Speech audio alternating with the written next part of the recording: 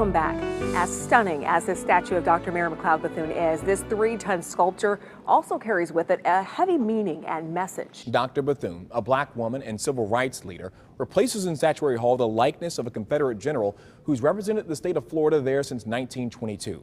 It is a seismic shift for a state that has wrestled with racial equity for more than a century. Getting to this place with Dr. Bethune as the state's choice as the next great Floridian has been a pretty long journey. It's the culmination of a grassroots campaign fueled by determination and faith.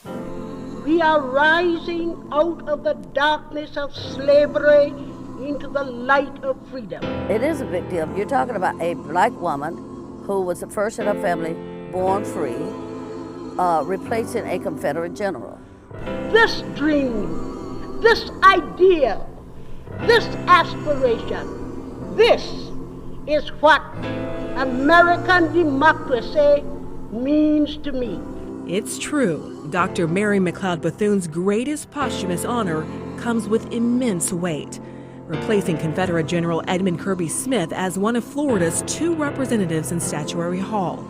That honor set in motion by tragedy. To say our thoughts and prayers are with them and their families and their community doesn't say enough to convey the heartache and the sadness and the anger that we feel. The 2015 racially charged mass shooting inside a black church in Charleston, South Carolina. I think that the Charleston shooting allowed America to realize that we have not come as far as we thought we had. And people started saying, hey, we've got to do something. In the aftermath of the Charleston shooting in 2016, then Florida Governor Rick Scott signed legislation to replace General Smith in Statuary Hall. It was an opportunity Dr. Bethune supporters and alum did not overlook. And we knew that we had to start sending letters or doing something to have a massive campaign. A grassroots effort sprung forth, and Daisy Grimes was a driving force behind it from day one. We started this campaign with the students at Bethune-Cookman and faculty and staff and people in this community. The BCU graduate and at one point the university's director of legacy remembers the first obstacle was convincing people it was even possible. Nobody ever thought that the state of Florida would replace a Confederate general with a black woman. That was just a real issue. First, the state held a public vote to narrow down the list of potential replacements. Here are our initial selection results. Dr. Mary McLeod Bethune with 4 votes. From there, the selection committee created a short list. Dr. Bethune, Marjory Stoneman Douglas, an author, women's rights advocate, and environmentalist known for her work protecting the Everglades from development, and George Jenkins, the founder of Publix grocery stores. But after hundreds, maybe even thousands of conversations, phone calls, letters, and meetings, the advocacy for Dr. Bethune was swelling and now coming from inside the state legislature. 3 men led the charge: former Democratic State Senator Perry Thurston and Daytona Representatives Republican Tom Leake and then Democratic Representative Patrick Henry, a BCU alum. We started banging on doors, knocking on doors, and talking to state reps.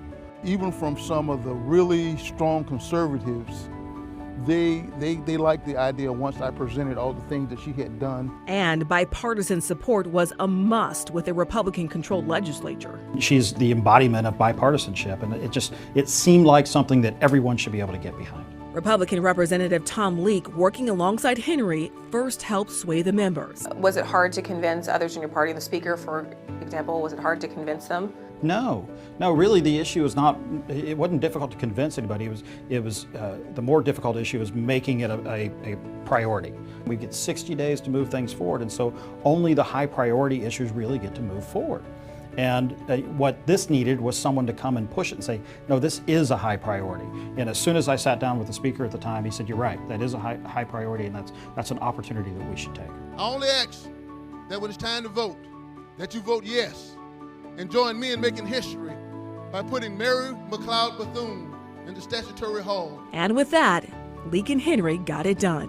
111 yeas, 1 nays, Mr. Speaker. Show the bill passes. Congratulations, Representative Henry. And who was the one? The one was Jay Fant. Never forget that name. He was a state rep out of Jacksonville.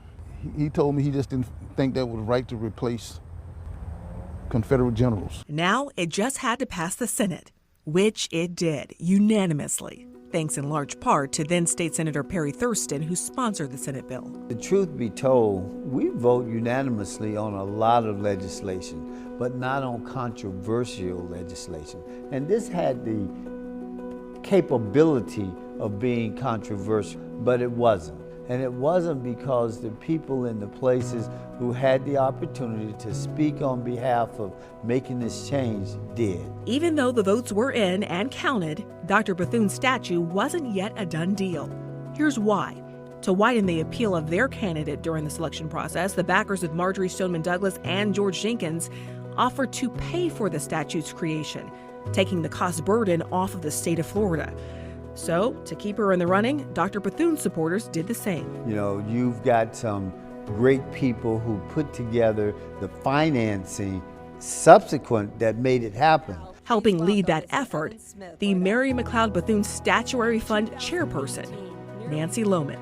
In my opinion, it's kind of a bigger mission than that, just raising money. You know, I want to raise the awareness and make sure the whole world appreciates who Dr. Mary McLeod Bethune is. Under Lohman's leadership, the Statuary Fund raised more than $700,000 to pay for the marble statue, a bronze replica, which will stand in Daytona Beach, and the creation of a K-12 curriculum about Dr. Bethune for public schools. I think there's a tremendous sense of pride in our community that Mary McLeod Bethune, this trailblazer, this community activist, this woman who did things that were remarkable. And I just hope and will try my best to make sure that the entire community embraces her as the hero that she is. Next, we are taking you to the Italian Alps. You know, I feel that she's so deserving and that it's such an honor for me to do a person of, you know, a giant of a person. See where and how the 11-foot, 6,000-pound, one-of-a-kind statue was created when Chronicle continues.